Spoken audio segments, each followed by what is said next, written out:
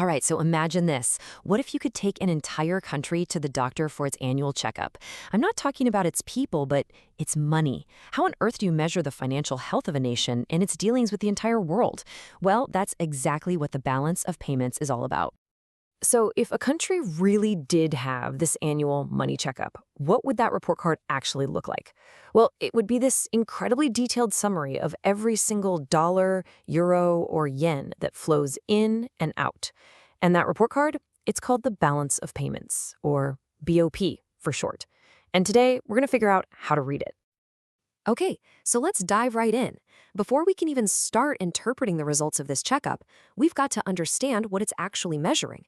And trust me, it's way more than just a single number. Okay, this is a really important distinction to make right off the bat. You've probably heard of the balance of trade, right? The BOT.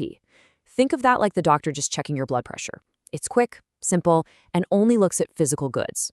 Cars, oil, all that stuff. But the balance of payments, the BOP, that's the full physical. It's the deep dive, comprehensive exam that looks at absolutely everything. Goods, services like tourism and banking, investments, even things like foreign aid. It gives you the complete picture of a country's financial health.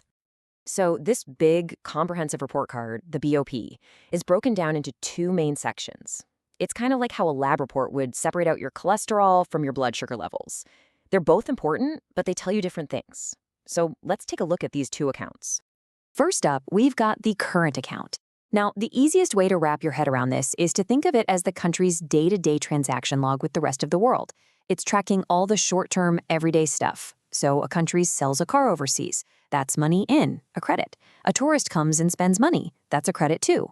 But when the country imports oil or its citizens send money to family abroad, that's money out, a debit. It's basically the pulse of the nation's daily global business. Okay, so if the current account is all about the daily transactions, what's the other part? Well, that's the capital account. Think of this as the country's long-term investment portfolio. It's tracking the big money moves. So when a foreign company decides to build a huge factory in the country, that's a massive credit. But when one of your domestic companies buys a firm overseas, that's a debit.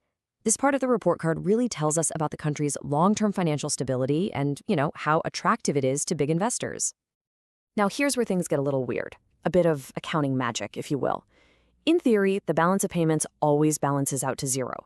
Every credit is supposed to have a matching debit somewhere. To make sure this happens, accountants use things like an official settlements account and my personal favorite, a category called errors and omissions, which is pretty much a fudge factor for stuff they can't track. But, and this is so important, just because the final number on the report is zero, that does not mean the economy is healthy. The real story, the problems, they're hidden in the details. And this is where we get to the diagnosis. This is that moment where the doctor walks back into the room with a serious look on their face and says, "We need to talk." In the world of economics, this is called a disequilibrium. It's a fancy word that just means there's an underlying problem that we really need to pay attention to.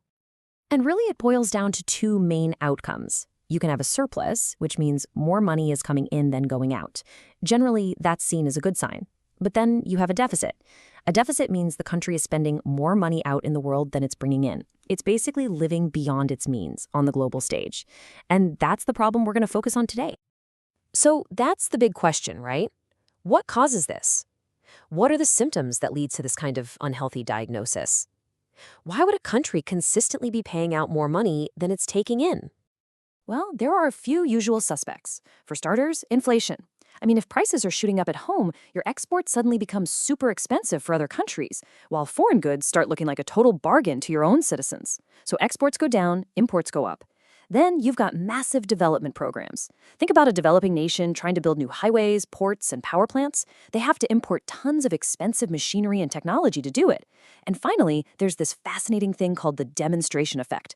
Basically, people see the lifestyles and consumer goods in other countries, the latest phones, the cool cars, and they want them too, which just drives up the demand for imported stuff. All right, so the diagnosis is in. It's a deficit. Now what? What does the economic doctor prescribe? Well, the first line of treatment is usually monetary policy. We're talking about playing with the value of money itself. One of the most direct prescriptions is something called devaluation. This isn't an accident. It's a deliberate, conscious decision by the government to lower the official value of its currency. Think of it like this. They're basically putting the entire country's export industry on a giant 50% off sale for the rest of the world. At the exact same time, it makes all those imported goods way more expensive for your own citizens, which hopefully discourages them from buying foreign stuff. Now, there's a close cousin to devaluation called depreciation. The end result is pretty much the same. The currency gets cheaper, but how it happens is totally different. Depreciation happens naturally. It's just the market forces of supply and demand doing their thing. It's not a big government announcement. It's the market correcting the imbalance on its own. I love this analogy. Think of it as your body's natural immune system fighting off a cold versus a doctor prescribing you a powerful antibiotic. Both are trying to get you healthy, but one is a direct intervention and the other is a natural process. But wait, there are other, even more drastic tools in the doctor's bag. First, you have deflation. And listen, this isn't just about things getting a little bit cheaper. This is about actively shrinking the entire economy by sucking money out of the system. The goal is to force prices and incomes down to make exports more attractive, but man, it is harsh medicine. The main side effect? Usually widespread unemployment. Then you have something called exchange control. Think of this as a super strict government-enforced diet. The central bank literally rations out foreign currency, deciding who gets to import essential goods and who doesn't. It's a powerful tool for control for sure, but it can also totally stifle business and lead to shortages of things people need. So, if those monetary policies are like the immediate medicine, the quick prescription to stop the bleeding, then these next ideas are more like the long-term therapies. These are the lifestyle and policy changes a country has to make to get its financial health back on track for good. So, on one hand, the therapy involves aggressively promoting your exports. The idea is to make it as easy and profitable as possible for your domestic companies to sell their stuff to the rest of the world. Governments can do this by offering cash assistance, slashing export taxes, and even building better roads and ports just for export-oriented businesses. It's basically a national sales drive. And of course, the other side of that coin is controlling imports. You've got to make foreign goods less attractive. A government can slap tariffs, which are just taxes, on imported goods, making them more expensive for you and me at the store. They can also set quotas, which are hard limits on how much of something can be imported. That can even lead to empty shelves. Or they can go a step further and require an official license to import anything at all, giving them direct, hands-on control. And that brings us to the final and maybe the most critical question of all.